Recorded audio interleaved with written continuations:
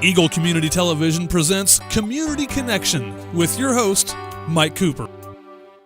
Welcome to Community Connection from Eagle Community Television. Thanks for watching. We're in the President's office with President Fort Hays State University, Dr. Ed Hammond, as we talk about activities and events for our monthly visit from the President's office on Community Connection. First of all, one piece of business that I need to take care of here.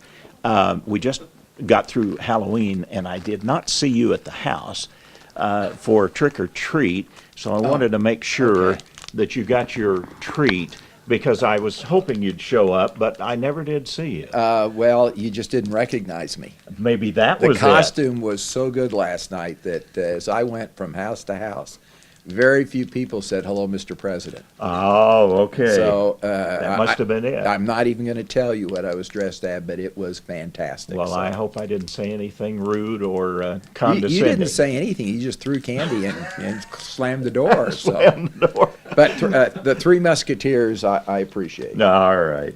As we talk with President Ed Hammond today about one of the major events which took place here since our last visit, and that was a grant for math and science education to the tune of over $1 million, President Hammond. Yes, Paul Adams and a whole array of faculty have worked together to get a rather substantial grant that we will spend over 3 years to expand the teachers, the number of teachers, and the quality of teaching in math and science. So we're very excited about getting that grant. I think it further justifies the state's decision to put CAMS here, and the decision to put the Kansas Academy of Math and Science here was because of the quality of our faculty and because of our facilities and because of what happens with students when they come to Fort Hays, how well they do. So to have the federal government, the National Science Foundation, in effect invest $1 million in our math and science education program is only appropriate. And that CAMS program, of course, now, 2 or 3 years old, I believe, is really continuing to move forward. That's right. In fact, we're now fully funded. I mean, even during these last few years where, Kansas has faced some significant budgetary problems, the legislature has seen fit to give us more money each year to fully fund that CAMS program. And so now it's fully funded for 40 students. So 40 Kansans will be able to participate in CAMS from this point forward. And then we have anywhere from another, 5 students that are international. We've got them from South Korea. They've got them from China, from other countries as well that are part of CAMS. So we'll always have a handful of international students. So you take a class of, say, 45. There's 2 classes here at any one time, so that's 90 students of the best and brightest, really, from all around the world are here studying math and science. So it isn't a stretch to understand why National Science Foundation would want to invest in Fort Hays State. Talk to us a bit about the Regents Meeting. We always like to catch up. Regents Meeting a few weeks ago. Tell us about anything significant that you'd like for folks to know about. Well, the Board of Regents, the major issue that they discussed was qualified admissions and what we're doing to improve retention and graduation rates. And this is part of a national discussion. I just got back from New Orleans, which a meeting of all the colleges and university presidents in the country. And we meet once a year. Everyone was telling the same story, that more and more emphasis is being put on success, of getting the students through and having a higher percentage graduating. If we're going to reach the goals that are being set, both at the national level and at the state level, and not only goals, but levels of education that we have to continue to be the leader in the world when it comes to innovation and productivity, we've got to have an educated workforce. And we know that, about 60% of that workforce is going to have a college degree. And right now in Kansas, we only have about 45% or so that have college degrees. So we've got to get more college degreed people into our Kansas workforce with the right skills. And and we only have 2.8 million people. So one option would be to try to hire them in from outside, but everyone wants to take the young people that they have now in the system and get them through and get them degrees.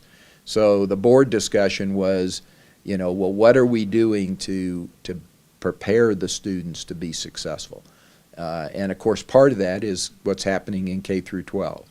And so we're having a very extensive discussion now with the school board and the Board of Regents to talk about exactly what the curriculum needs to be, what level of math do you need to have before you could move from sophomore to your junior math class, and so on, to get a real integration and coordination of expectations.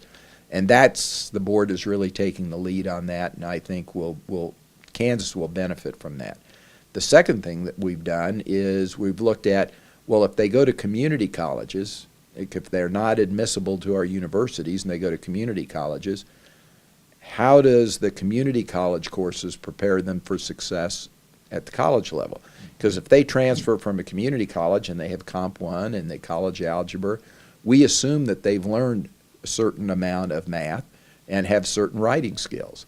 So, in fact, there was just a meeting at Kansas State a week ago where there were about 400 faculty from the community colleges and from the Regents universities sitting down and determining exactly what level of skill does a person need to have in order to move to that next level, so that we're all on the same page, and that the courses that are taken at the community colleges will be able to transfer, and they do now, but that the students will have the skills to be successful in that next level of class. Well, and it has to be seamless, doesn't it? K through 12 as well as the university or community college.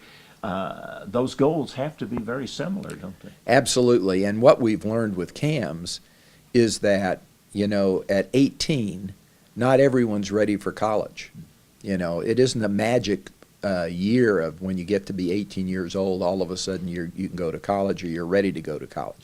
Some people are ready at 16. What we've found in CAMS, we've got some very bright young people who have the skills and the emotional level to benefit from college now, and we need to move them ahead. We shouldn't be holding them back, and that's what we've learned with CAMS.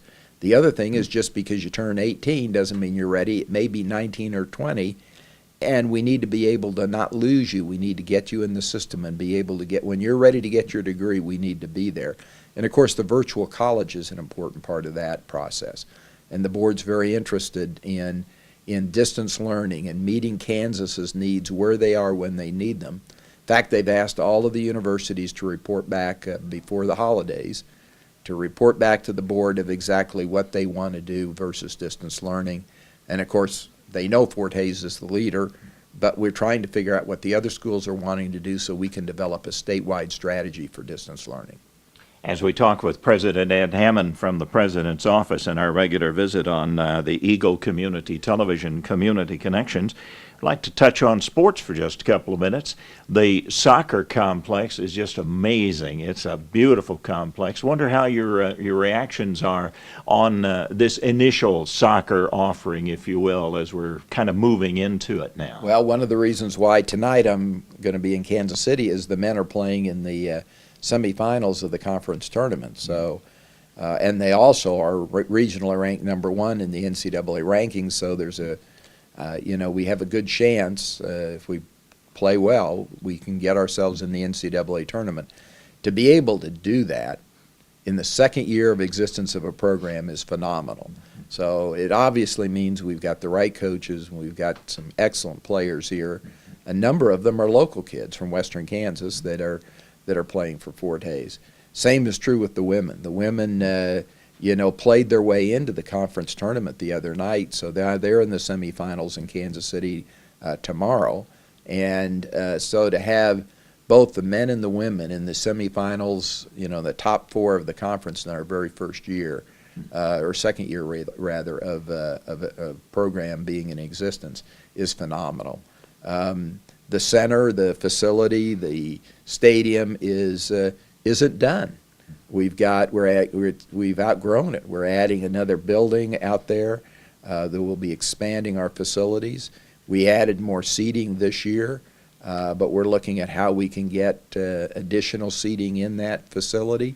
I'd love to host an NCAA regional a match here if we can this fall, if we're successful in getting in. And if we can continue to retain our #1 ranking, we have a shot at hosting one of the matches of the NCAA playoffs here. That'd be great for our soccer community and great for Hayes to be able to do that. Well, we're moving also to basketball now, and the women's basketball team with a 20-win season as they look to the new season. The men's, and of course the great facility at Gross Memorial Coliseum. Yeah, but before I talk about basketball, I need to say, the football team's won 3 games in a row. 3 in a row now. And, should have probably come close to winning 4. We let that one get away at the last minute against Lindenwood. But, I'm really excited about these young men and the young coaches. They got off to a slow start, but we were playing pretty good competition. I mean, our conference is the toughest football conference, and maybe the toughest conference, period, in the country. And our men's our men that are playing football are doing a fantastic job. We got a tough game this weekend, but we've won. I believe this year we will win more conference games than we ever have in our history in any one year since being in the MIAA, and that's because of their development and their improvement. If you've watched them from the first game to now, there's been tremendous growth in that program.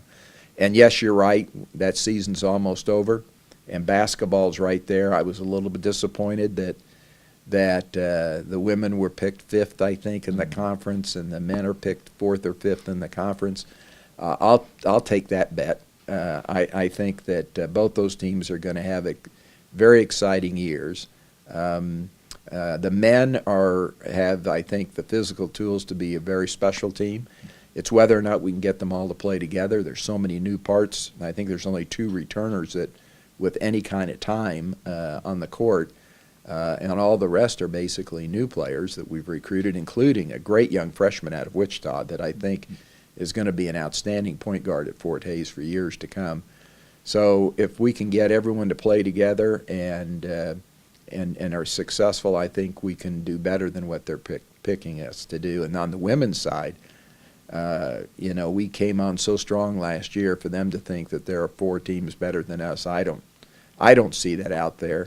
I'm sure Tony likes it that we're only picked 5th, because he can point out to the players that they don't really respect us, and maybe that'll motivate them. But I don't think they need motivation. Those young ladies are going to do a great job representing Fort Hays State. Final couple of minutes with President Ed Hammond from the President's Office on our Community Connection. Got to ask you about the coming legislative season. The elections, of course, will have passed. We have new challenges throughout the state. I wanted to ask your reflections on what it looks like from the President's Office on the coming budget, the coming legislature, the coming issues that we'll be facing as a state and as a university. Well, Mike, I'd rather talk about athletics. I know, but these are the hard questions that presidents deal with. We didn't talk about our cross-country team winning the conference championship, so, but Jason and the young men on our cross-country team did a great job. But the elections will be over, and in some ways we say, thank God. I've gotten more junk mail than I can remember at any time, so I'll be glad when it's over. 2 things. One is there will be in the House a tremendous number of new people. We have lost all of our older professional politicians that have been there for a long time. So one of the things we need to do is we need to go out and re-educate them about Fort Hays State University. So we've got so many new people that will be in the House and the Senate. That is one of the major tasks that we're looking at, is how do we go out between now and the beginning of the session and help them understand what we do and why we do it at Fort Hays, so when they begin looking at us and our budget, they will respect us a little bit more. So that's one of the things that's going to come out of this political season, is a lot of new players that we need to develop a relationship with. The second is all of the new changes in the tax laws. Just today, yesterday, they announced that revenues were down. Well, you can't eliminate taxes without revenues being down, and so I think that one of the items is going to be priorities. The state's going to have to make decisions on where they make their investments. I don't see us generating more revenue. I think people feel pretty comfortable with the cuts that have been made on the tax side of it. They want more money in the hands of the citizens. We're going to get more money in the hands of Kansans. And the idea is that that will then grow the economy, and then the state will prosper. But in the meantime, we're going to have to make some decisions. Education is 65% of the state budget. So between K through 12, which is 50% of the budget, and higher ed, which is another 15% of the budget, more than 50 cents out of every dollar the state collects has historically gone to education. And we're going to need to make sure that the priorities are set to protect that. Because as we talked about before, the future of our state, the future of Kansas depends upon an educated workforce. And if we start cutting corners today, that means we don't have an educated workforce 5-10 years from now. The state's not going to be as prosperous as we all want it to be. President Ed Hammond from the President's Office and our Community Connection from Eagle Community Television. Thanks for watching.